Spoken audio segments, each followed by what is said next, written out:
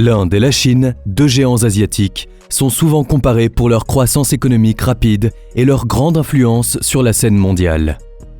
Pourtant, ils sont loin de s'entendre et des tensions politiques et militaires grandissent, ce qui met en lumière leurs relations complexes et parfois conflictuelles. Alors que l'Inde et la Chine renforcent leurs capacités militaires respectives, la question se pose. Sommes-nous à l'aube d'un nouveau conflit entre ces deux puissances régionales ? Mais quels sont ces points de friction ? C'est ce qu'on te propose de découvrir dans cette vidéo. C'est parti ! Ce n'est pas nouveau que les relations entre la Chine et l'Inde sont compliquées. Il faut savoir que les deux pays ont une frontière commune. En effet, ils sont séparés par la chaîne montagneuse de l'Himalaya. Et c'est cette frontière qui crée des tensions. Déjà en 1962 a lieu la guerre sino-indienne qui a duré 1 mois.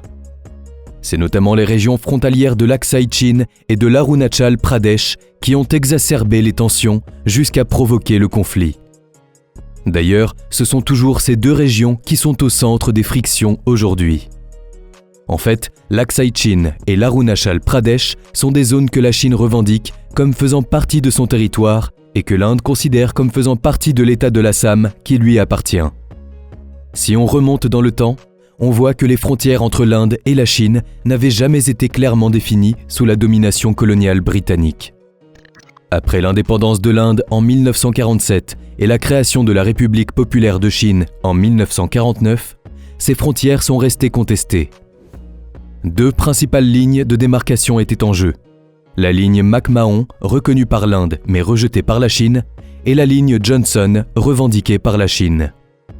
Ensuite, en 1950, la Chine annexa le Tibet, une région tampon historiquement autonome entre les deux pays.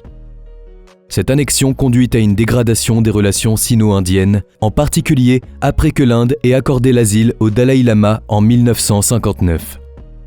Puis, en 1957, la Chine construit une route à travers l'Aksai Chin, reliant le Tibet au Xinjiang. Mais l'Inde considéra alors cette route comme une violation de sa souveraineté, car elle traverse un territoire qu'elle revendique. Les tensions atteignent un point de non-retour le 20 octobre 1962, lorsque les troupes chinoises attaquent les positions indiennes le long de la frontière contestée. L'offensive a été rapide et dévastatrice pour les forces indiennes, qui étaient mal préparées et sous-équipées.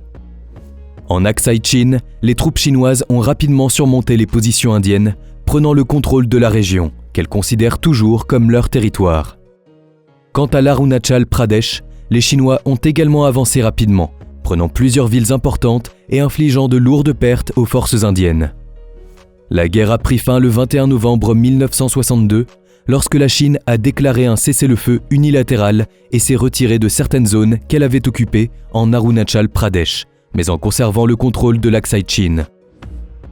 Le conflit a laissé un profond traumatisme en Inde, qui a depuis renforcé ses capacités militaires.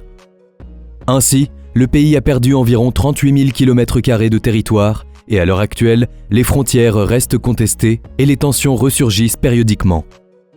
Par exemple, en 1967 a lieu l'incident de Chola. Une escarmouche, qui est un petit combat entre des soldats isolés, a éclaté près du col de Natula, à la frontière entre le Sikkim, qui est alors un protectorat indien, et la région autonome du Tibet en Chine. Cet affrontement a été déclenché par un différend concernant le tracé exact de la frontière, les troupes des deux côtés ayant tenté de positionner des barbelés. Quelques jours plus tard, le 1er octobre 1967, un nouvel accrochage a eu lieu près du col de Chola. Cette fois, l'affrontement a été plus intense avec des combats au corps à corps entre les soldats indiens et chinois.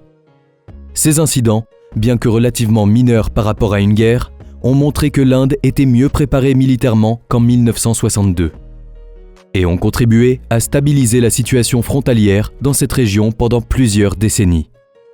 Cependant, 20 ans plus tard, en 1987, une nouvelle escarmouche a lieu et qui est liée aux tensions dans la région de l'Arunachal Pradesh, où l'Inde l'avait récemment élevé au statut d'État, ce que la Chine a perçu comme une provocation.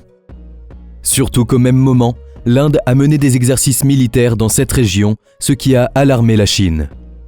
L'Empire du Milieu a alors renforcé ses troupes à la frontière.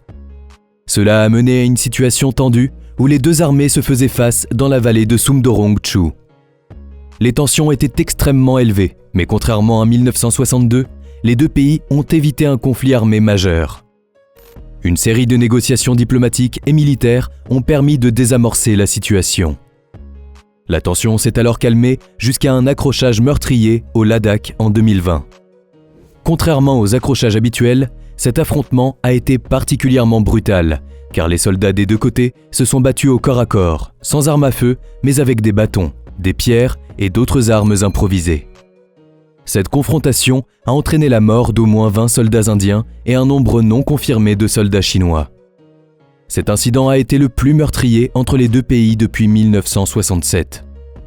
Il a considérablement accru les tensions entre l'Inde et la Chine, entraînant un renforcement des troupes des deux côtés et une série de négociations militaires et diplomatiques pour tenter de désamorcer la situation. À ce jour, malgré plusieurs pourparlers, la situation reste tendue et la rivalité sino-indienne s'est intensifiée sur plusieurs fronts, y compris économiques et diplomatiques. D'ailleurs, les tensions et escarmouches se sont poursuivies jusqu'à l'heure actuelle. Serge Granger, professeur agrégé à l'école de politique appliquée de l'université de Sherbrooke, explique à l'EGA, l'institut spécialisé en relations internationales, que ce type de conflit à très basse intensité fortifie la position domestique des pays concernés.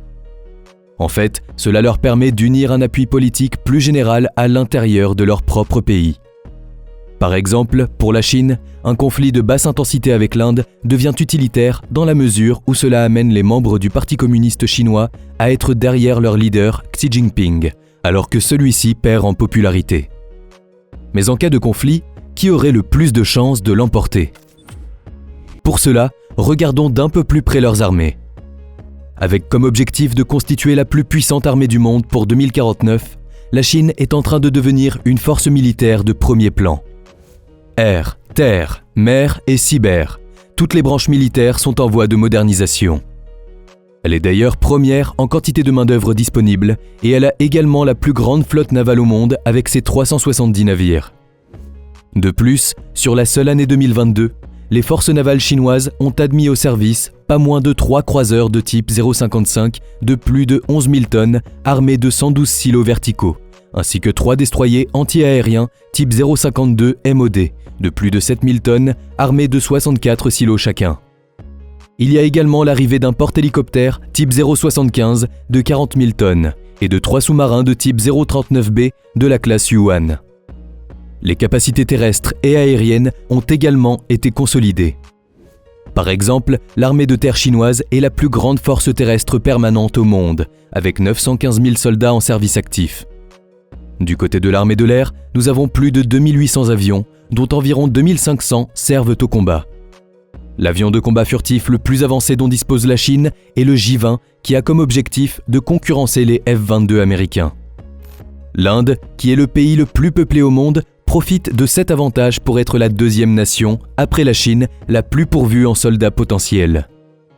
Ainsi, près de la moitié de la population, soit 653 millions de personnes, peut être mobilisée en cas de conflit.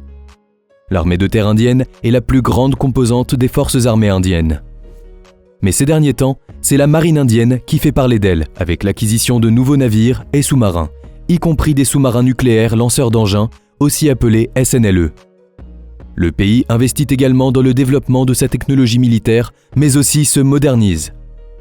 Par exemple, durant l'été 2023, la nation indienne a acheté à la France 26 Rafales et 3 sous-marins. L'Inde coopère également avec d'autres pays, notamment les États-Unis, la Russie et Israël, pour acquérir des technologies avancées et renforcer sa capacité de défense, en plus d'exporter sa technologie militaire à l'étranger, notamment des drones. Il est donc clair que la rivalité entre l'Inde et la Chine est un sujet de préoccupation majeur pour la stabilité en Asie et, par extension, pour le monde entier. Surtout que, comme on le voit, nous sommes en face de 2 très grandes armées, parmi les meilleures du monde, qui sont en train de se moderniser. D'ailleurs, même si la Chine est numériquement supérieure à l'Inde, cette dernière nous a montré dans le passé qu'elle sait rapidement faire face au conflit et se défendre. La possibilité d'un conflit ouvert ne peut donc pas être ignorée.